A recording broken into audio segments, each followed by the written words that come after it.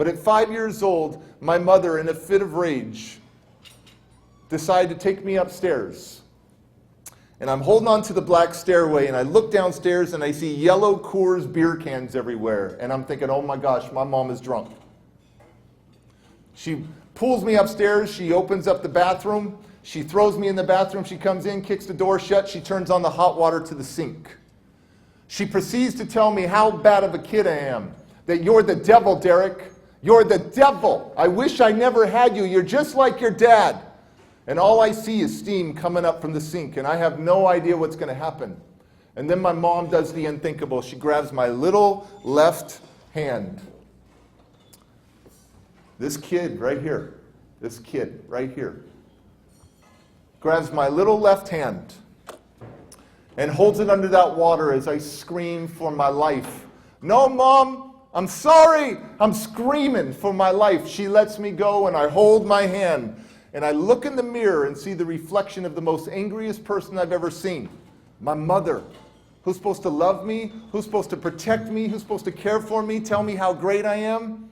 And then my mom snaps. She grabs my left hand again, and she holds it under that hot water, which felt like an eternity.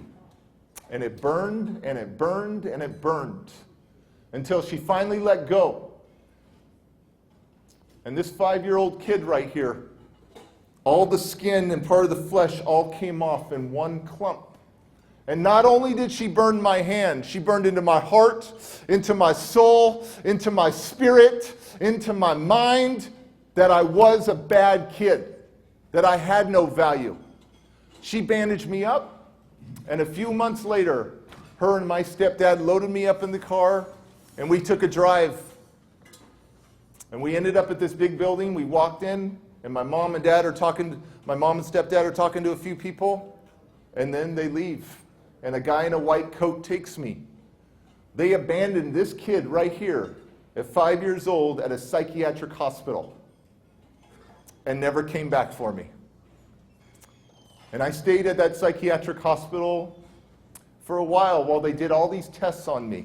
I had neurological evaluations, brain scans going through the big machine, psychological, psychiatric evaluations, speech and language evaluations. And this kid right here, 6 years old, after they were doing these tests, they realized that I had all these major issues. I had the IQ of a 2-year-old. I had 60-word vocabulary, and mainly they were cuss words and very bad phrases. And I was overtly psychotic, erratic psychosis, reactive attachment disorder where I couldn't attach to people, lots of abuse. And they gave me all these labels. And the biggest label that followed me was that I was mentally handicapped. But in those days, they used the R word.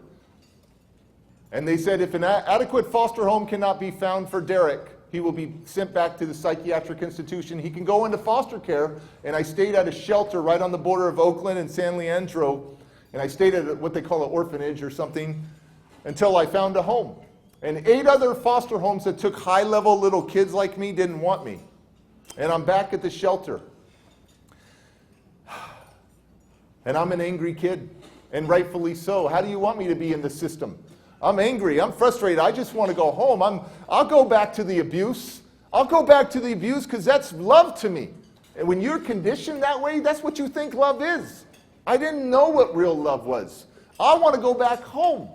They said I was not adoptable because of the severity of my emotional and behavioral problems. I'm here to tell you that every kid is adoptable. Every kid deserves love. Every kid deserves family. Every kid doesn't have to pay the price for their parents' mistakes.